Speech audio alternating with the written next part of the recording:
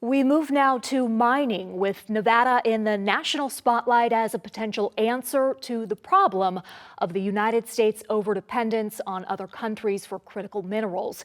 Here now to explain are Amanda Hilton, president of the Nevada Mining Association, and Rob Galleri, administrator for the Nevada Division of Minerals. Thank you both for joining Nevada Week. Amanda, I want to start with you. How serious is this issue of the overdependence on other countries for critical minerals?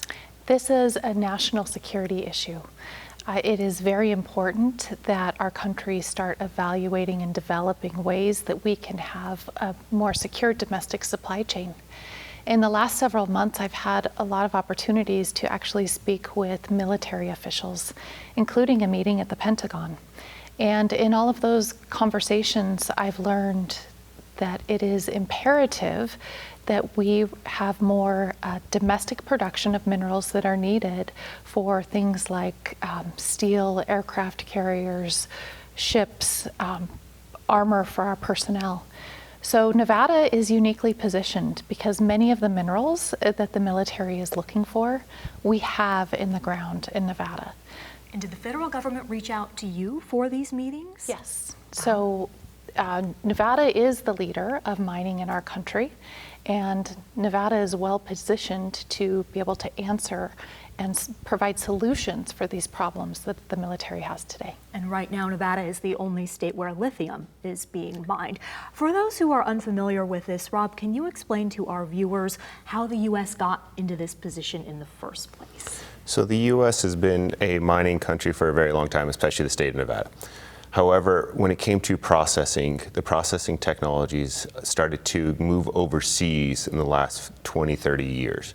And since then, new processing facilities haven't been built and put online within the United States for a very long period of time.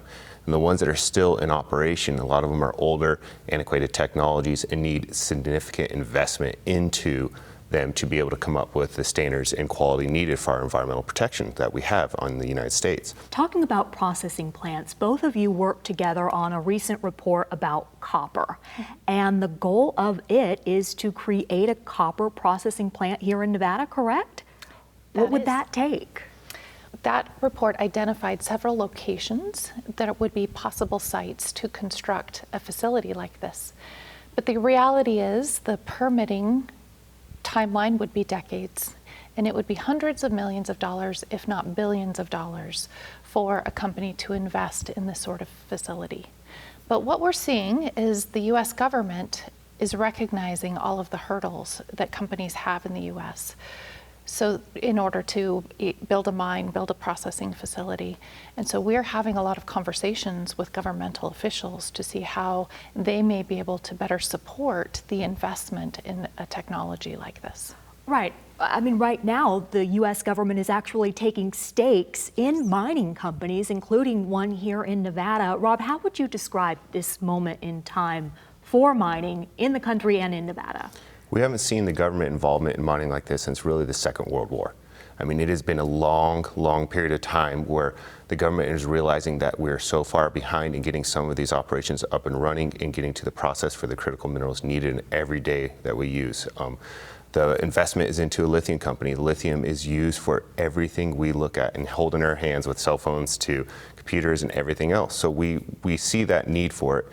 And the fact that there was over $8 billion set aside on the big, beautiful bill that was recently passed towards mining and processing, and recent Department of Energy grant opportunities for mining the future and opportunities for developing technologies to process, and not only to process, but process better, more environmentally friendly, and to get them in the U.S. We haven't seen this in a very long time. Amanda, what would you tell people who live near mineral deposits, copper, for example? What can they expect to happen in the area they live in? I'm a good person to ask. I live 10 miles from the state's largest copper mine. I live in Ely, which is just outside the Robinson mine. And the Robinson mine plays such a critical role in that local community. One of the reasons I live in Ely is because of the clean air and the clean water. And so when people talk to me about concerns like that, I can share my own personal examples of I choose to live near that operating mine because they take such good care of ensuring things like the water and the air remain clean. The water being tainted is a significant issue, among others. Lastly, the workforce in mining, does it exist right now in Nevada to fill the demand? Yeah, currently, there's nearly 20,000 dedicated employees to mining itself. And then if you look at indirect jobs, you're looking at over 40,000 people in the mining industry in the state of Nevada.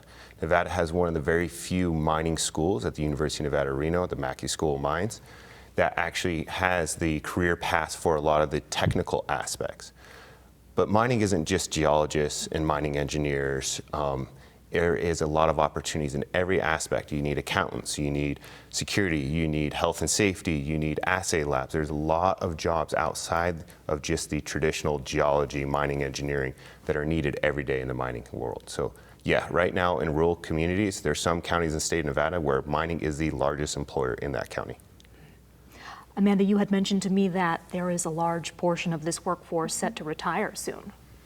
There is. What's your level of concern about that? In the next 5 years, a high percentage of our experienced employees at the mine sites are projected to retire. They will be of retirement age. So our member companies are working hard to recruit and build that workforce of tomorrow. The Nevada Mining Association has recently implemented a video campaign where we are highlighting 5 different careers within the industry, and we're sharing that across Nevada because we want all Nevadans to know about the opportunities within the industry. These are great jobs. The average salary is $120,000 a year. And it doesn't matter if you have a GED or a PhD, there is a role for you in our industry. Amanda Hilton and Rob Galeri, thank you for joining Nevada Week. Thank you.